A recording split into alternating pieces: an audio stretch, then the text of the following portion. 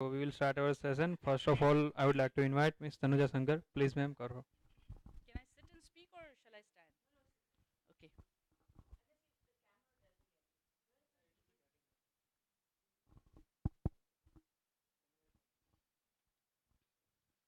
Good morning, everybody. Uh, I'll begin by introducing myself, my journey into becoming a filmmaker and a media person in the last 22 years. I would like to speak about it in a nutshell. Basically, I started my journey in the 1990s from a small town actually. It's like a capital of Bihar, but it's small. Definitely, during those days, it was small, Patna, where during those days we didn't have any media, college or a media course or any, a training program for television professionals. So, like all academic oriented person, I completed my masters in English literature, and during that time I continued making films and short films and working for the Doordarshan, Patna center, and also helped in writing scripts and all. Now in the late 90s I came to Delhi, where suddenly the media had boomed. ZTV had been launched in Bombay, and Star was about to come. Doordarshan definitely was there. So then I started my career with a very popular travel show, which was on ZTV. And in fact, I would like to talk about that. It was a food and travel show where I traveled the entire country. And I think the biggest learning curve of my career was through that travel show, because I visited different places in the country. I met a lot of people. I entered their homes, not only India, but Sri Lanka, Nepal, and various other places. And I saw the real India at very close quarters. In fact, that was my biggest learning curve, and I suddenly realized that I really want to work for the people and really want to get into the grassroots level, to understand exactly what is happening around us. And the way it is said in Hindi that, घाट घाट पे पानी बदले कोस कोस पे वाणी, and that I realized that is really hooking me up to enter into the social sector and understand exactly what the tribals are saying, what the villagers are saying, exactly what is their cause and what are their problems. And gradually I entered into documentary filmmaking, and for a long time I kept doing documentary films, and still I'm doing. And I realized that when I'm staying in a village in a mud thatched house and eating their saag and bhat and dal, and talking to those tribals in their own language, whatever, like, most of the people, they do speak a little bit of Hindi. And when I'm understanding their problems and trying to portray it in a documentary film, it really touches me, and what touches you will definitely touch the people who are watching your film, because when you are telling the story in a very realistic manner, in a touching manner, trying to bring their cause to the people at large, some way or the other you are impacting the people. And in my own small way, I thought that maybe whatever topics I'm going to choose, whatever subjects I'm going to choose, whatever will affect me and touch me, I would want to bring that particular cause to the people, and maybe it will reach to some of the target audience. Maybe it could be the people themselves, because it might help others from their community understand their cause, inspire, motivate them, or it could affect the target audience, it could affect the policymakers, or it could somewhere touch somebody out there. So then I did a lot of films. I went to Jammu, and I met all these West Pakistani Hindu refugees, which are all living there in the villages in a very, very pitiable condition. And they are all fighting to get justice. They're all fighting to get the citizenship of India, because they are still called the West Pakistani refugees, whereas they are all Hindus, and they are all, they ran away from that part, leaving their whole land to come into India. And the government then they said that, please settle here. Why are you going to Punjab? You settle here. India is here. Jammu is here. This is also India. And till date, they haven't got citizenship. So when I talked to them, when I heard their story, I thought maybe I'll put this film out to people who will understand their issues. Definitely, I interviewed a lot of people there and people from the government also. And then I made a couple of other documentaries. I made a documentary on the sericulture industry, which is very few people know that we have thousands of villagers and thousands of tribals who are unable to utilize their land, maybe because of the problem in the because of bad weather, bad climate, because they don't know that in a particular plot of land they can actually grow multiple crops. If they are growing maybe any kind of pulse, they don't know that anything else can also be grown there, and then they lose out, because in 1 year maybe they are earning very little bit of money and they are not able to utilize their land. So now here in Madhya Pradesh, thousands of villagers were brought into a certain kind of an industry which is called sericulture, where you do silk farming. Cocoons are given to them. They might buy it or they might be given as a loan, and then they start making fabric, and they can only either cultivate cocoon or they can get into the weaving of the fabric also. So then I went there and I said that I would like to meet the people who all have benefited from this industry. There have been thousands. So what I did, my method was to meet all those case studies. I met all those villagers. I met around 8 to I picked up around 8 to 10 case studies, and then I wove a story around it. So I thought maybe if I build a story around it, uh, making my whole film based on the real stories, and then weave it in such a way that people would, when they are watching, they can see that, oh, this is my story.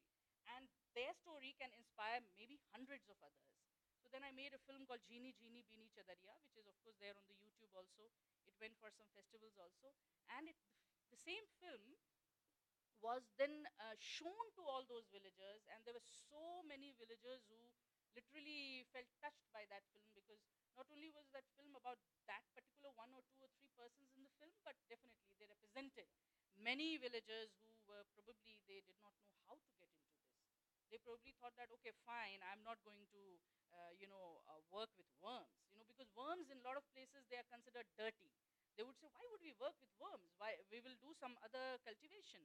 So this was a kind of a film. It is a docudrama, and I, instead of making just like a pure documentary, I decided to create a story out of it. Then, the last 2 3 years, I joined the public service broadcaster channel, Doordarshan National. Now, when I joined Doordarshan National, I joined it very consciously, because we grew up watching this national channel. We have seen the glorious period of Doordarshan when we were, in school and in college, and every country has a public service broadcaster. Our country has Doordarshan, which was like an iconic channel where there was no other private channel at that time. No satellite network had come. So now in the last 20 years, I noticed that it has really gone down. So when they decided to take up consultants, because we were consultants, and definitely all of you must be aware that in a government organization, they are little,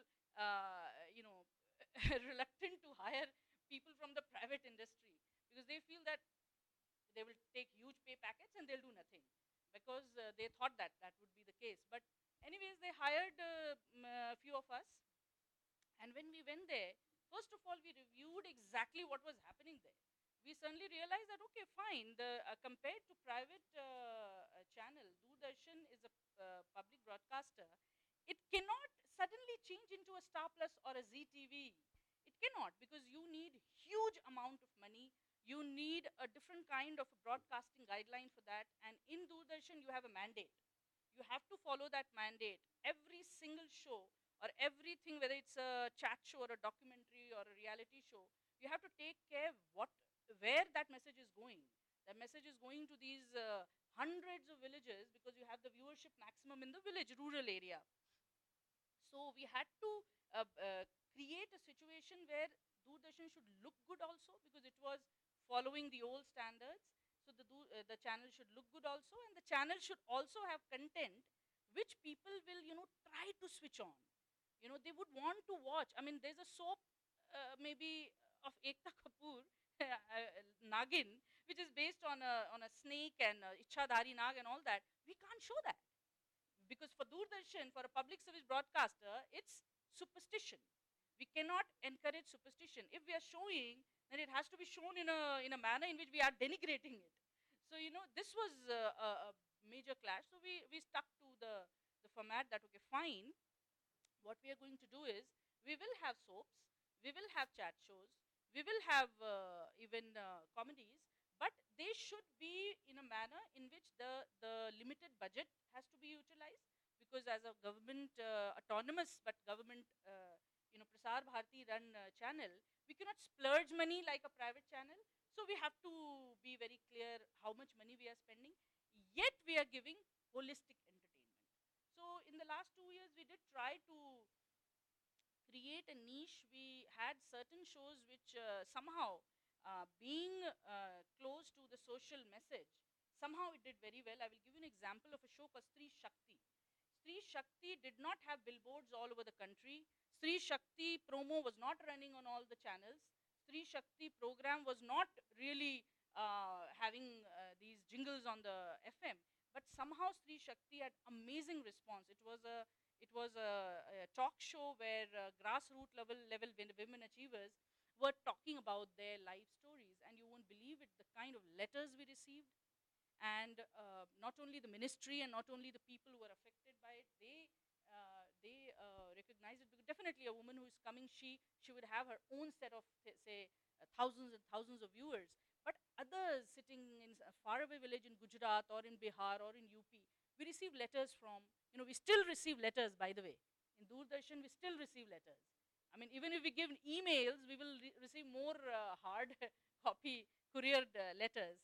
So we receive letters, and we realized that a lot of people not only were motivated by those stories of those women, because there were women of suffering, I mean, women who had come out of gang rapes, women who had come out of acid attacks.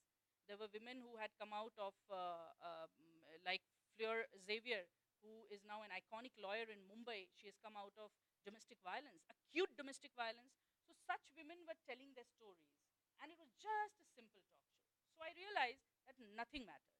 It just, the content is what is ultimately most important. Yeah, you need to package it a little bit better, but if that content is really good, then even if you are not receiving huge TRPs, huge ratings, huge accolades, even if you are not doing that, how much you are reaching?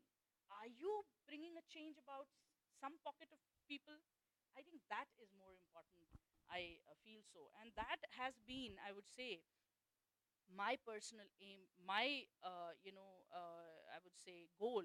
And the recent two films that I have done, I just visited Mahakumbh at Ujjain. If all of you know about this, it's a huge Hindu festival which happens after every 12 years at four places. Some places it happens after 4 years.